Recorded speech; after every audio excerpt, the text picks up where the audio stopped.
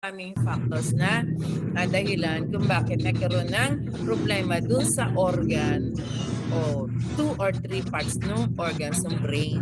Okay? So, yun po yung biological factor. Okay, yun namang isa, psychological factor. Ano yun? Nagkaroon siya ng matinding problema na hindi niya na-cope up. Yung traumatic events na from time to time bumabalik sa kanya.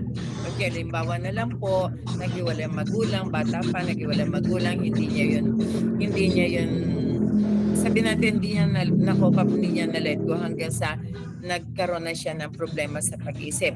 Kasi ang tandaan niyo, ang isang tao na may problema at isip ng isip, hindi siya nakakakain, hindi siya nakakatulog. Pag hindi nakakakain ng isang tao, walang glucose ang brain cells. Para sa bang glucose?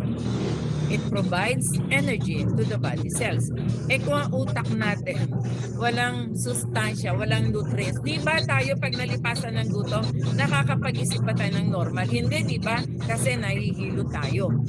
So, ganun po yung isang tao na may problema, na hindi makakain na maayos, even yung pag-inom ng tubig, pagtulog, walang pahingang brain cells. So, what will happen? Hindi normal ang kanyang pag-isip. So, biological factor, psychological, di nila alam yun.